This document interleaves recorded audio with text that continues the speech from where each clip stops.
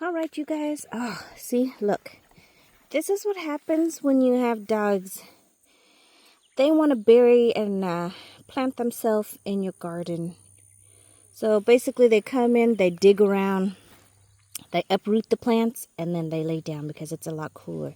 I have coneflower in here, and it looks like, this is Blossom. It looks like he has trampled some angel trumpet vines. Not angel trumpet, angel trumpet.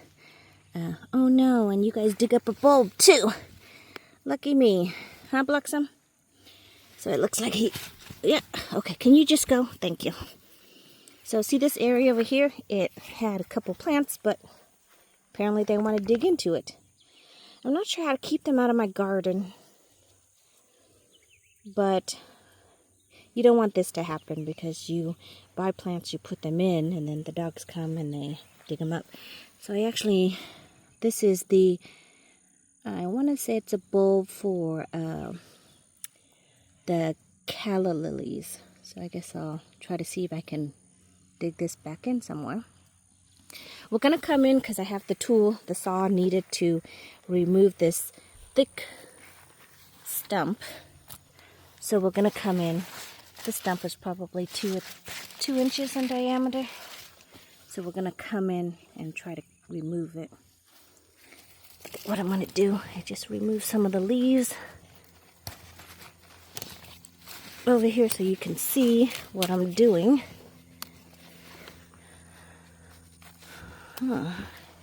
So we're going to just go in there and just cut that at the base. And this whole entire 5 feet tall branch will come out.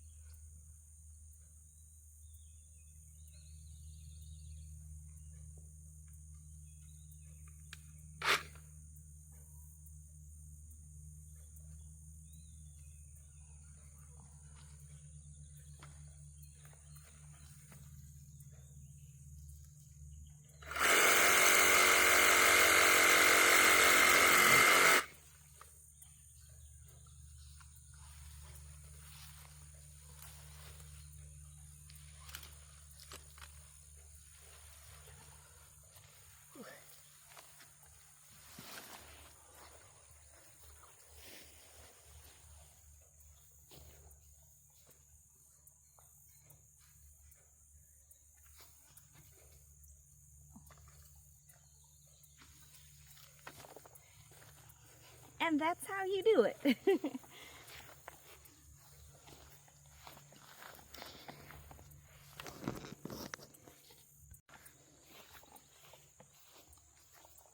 All right, that's how you do it.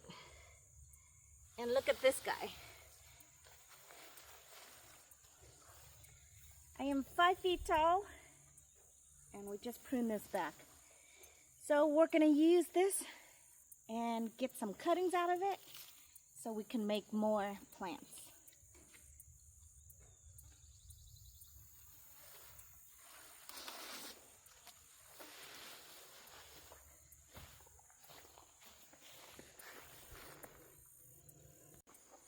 So honestly, the easiest way to take cuttings, if you can see, this branch has all of these growth here. And all you have to do is just go in and snip it right there.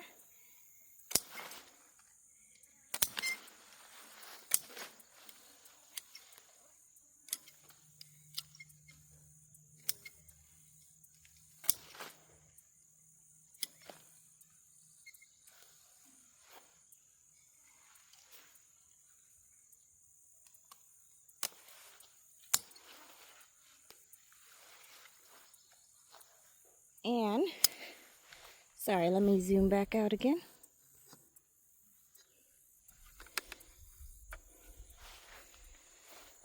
And even with the stem this long, you can still use it. Like this one here would be a perfect cutting. And then this here, you could even use, even though it's pretty thick, you can still use it as a cutting. So I'll probably do like an 1/8-inch cutting on that one, that one.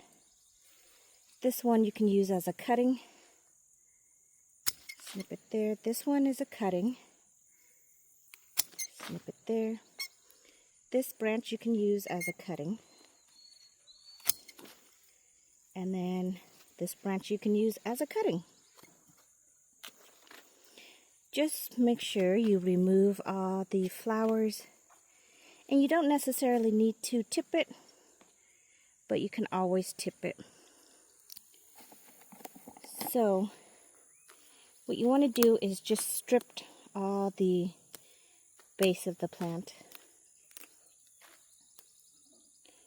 So just go in.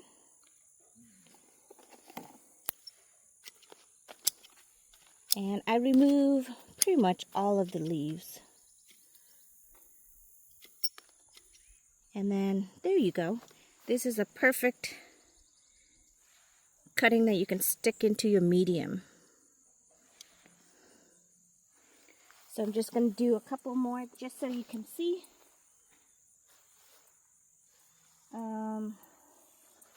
Let's take this one.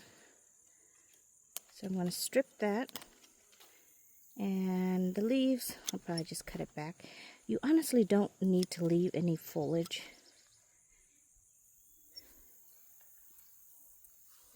So this one is just perfect, just like this. Stick it into the ground.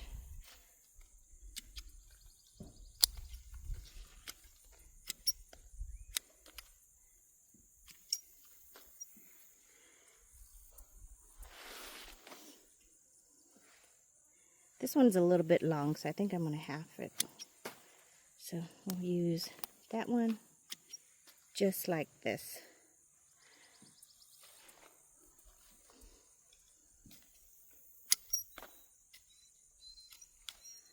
What, Snoopy? My dog's whining.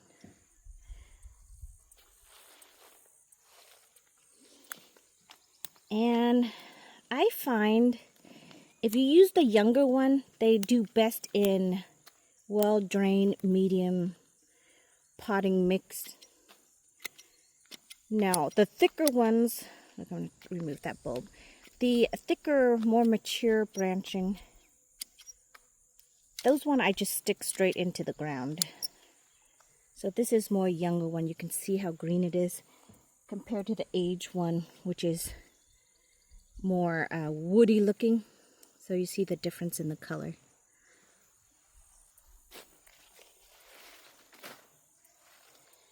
Same goes with this one. It's a little bit long, so I'll cut it here.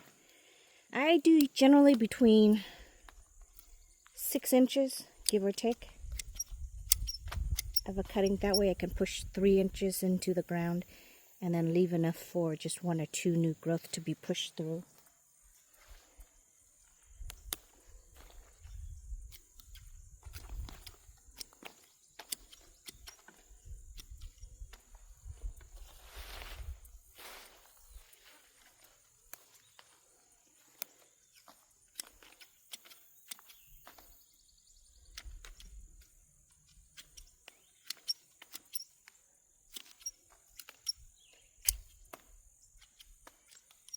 Here's a little one.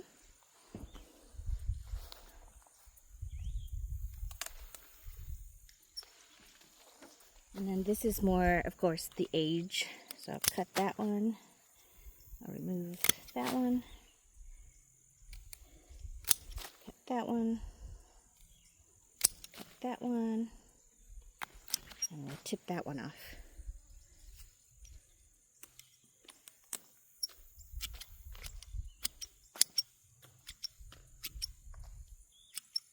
And there you go.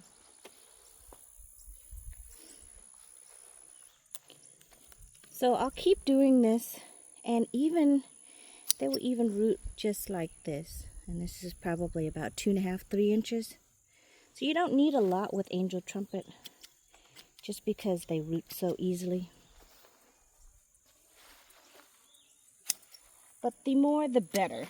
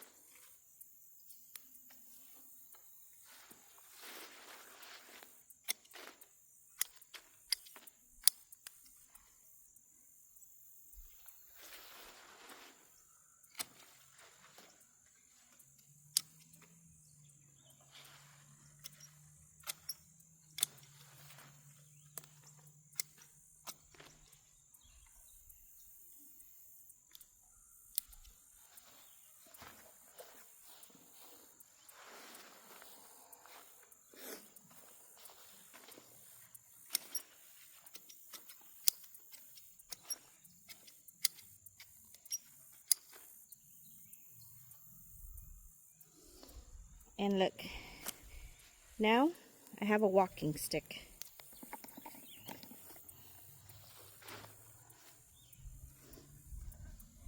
So these are all the cuttings that I'm going to use to root. Some I'll put directly into the garden soil that I have, and others I'll actually put in a pot. So we'll see how that goes. And over here I have an empty raised bed and that I don't have anything growing in it right now, so I thought this is the area where I'll use to root some of the angel trumpet. You can see I've divided them up in a little bit. Sorry, the shade might cause a little bit of issue with lighting. This is the big trunk. Even though all of these are this year's growth because they push from the ground, all the way up through. So this is really 1 year's growth for all of these. But this one's a little bit more mature. This one grew early spring and then late, well, early summer, I guess. And then these are the new growth that just are pushing out. These ones, I'm not sure it will take, but because they root so easily, I thought it would be a fun project just to stick these guys in and see. For the most part, they're going to all die back. And then the root system will develop in the ground, and then springtime they will come right up. So it's not like any of the top part that I leave up will survive through the winter. But I thought it would be nice to just try to see if these ones will root. And then I picked these ones, which you can see it's a little less woody than these guys here. And then I've got the new growth set over here. These are all green. I'll plant some of these into here just to check it out.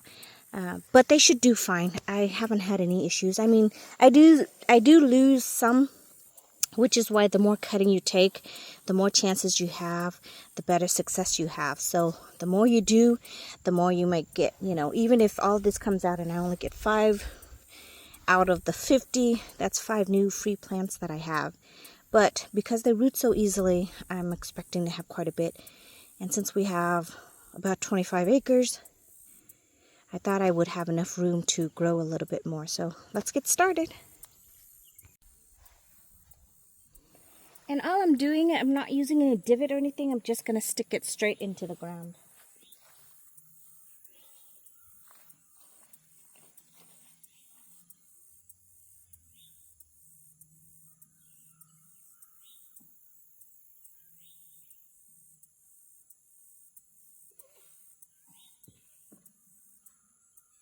Okay, I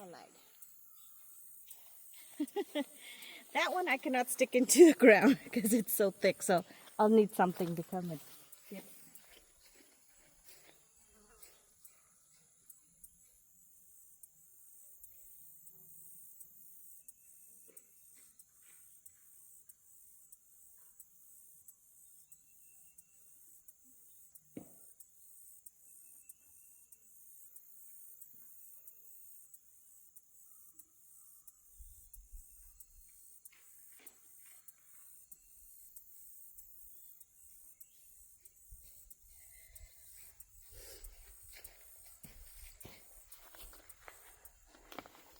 Alright, I'm going to use this tool just to create a little divot and then I'll stick them into the ground.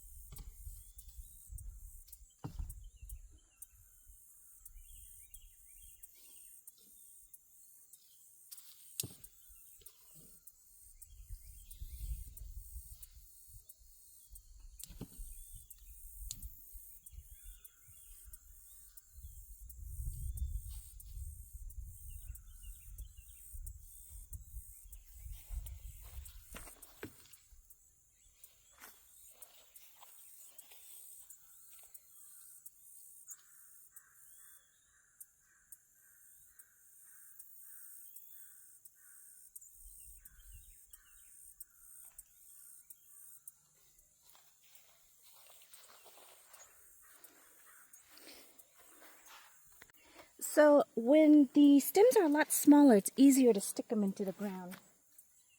So these are about a little bit, a 1/2 of an inch. It's easier to stick them into the ground.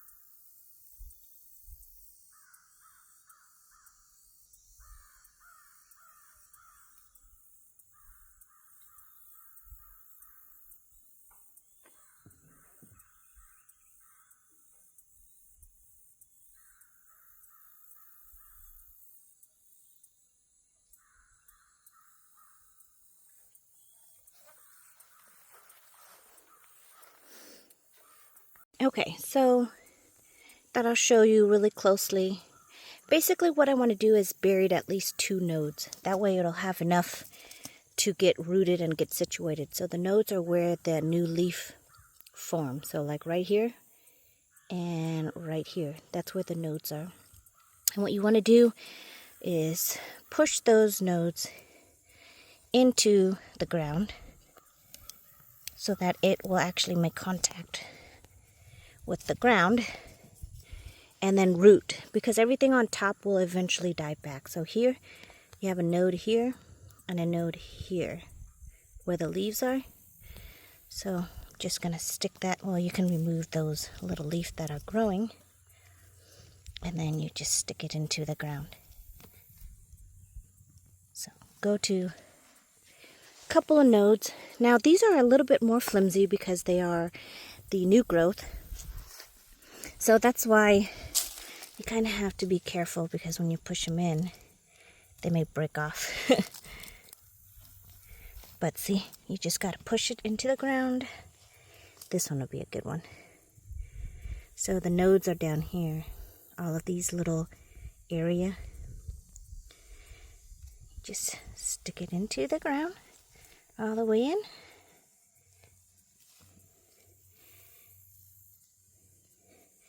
And some of them are a little bit flimsy. So that one we might need the little nifty little divot shovel thingy that we have. So generally you just go in, make a hole like that, and then just stick it down there and then fill it up. So kind of same thing. Just kind of create a little divot. I said I wasn't gonna put all of it into the ground, but you know, I'm gonna do it anyways. Be less space for me in pots because I've got other things that I like to root better in pots. Ooh, that one did not want to go in. And then just one more. So create a little divot. And then we just stick that small one in. So there we go. We'll get them watered in, but the soil is pretty moist over here, so I don't really need to water in. Now you don't have to do it this close, but I do just to save space so I can use this space for something else. So again, like I said, it will root in, and then comes winter time, everything will die back to the base, and then next spring comes new things, so we'll see how well they take. And that is how you take cuttings and root angel trumpet. Thank you so much for watching, you guys. I will see you in the next video. Goodbye, everyone. And this is how it looks after I remove that branch that was laying all the way down into the ground. You can see now it's going to open up a little bit more space, a little bit more sunlight, especially for this butterfly bush. I really, really like this butterfly bush. They're so pretty. It smells so good too. So I'm going to plant more of the butterfly bush around the garden. But you can see it's leaning over due to the fact that the branch was crushing it. And it's trying to reach out to get more sunlight. So this will open up a little bit. This area can get revamped. I can replant some stuff that the dogs have dug out. And who knows, I might remove this plant as well to help bring in some more sunlight for this butterfly bush. So we'll see, but it definitely looks a lot better opening up and then just creating kind of a multi-trunk structure. Now if I really wanted to go in hard, just prune everything and just keep one single trunk as a standard, that would kind of be interesting, and then it'll branch right at the top. I would only keep this one here in the middle and then cut everything else. That would be kind of interesting. I have to think about it. Okay, that is it for this video of how to cut back the angel trumpet and take cuttings for more plants.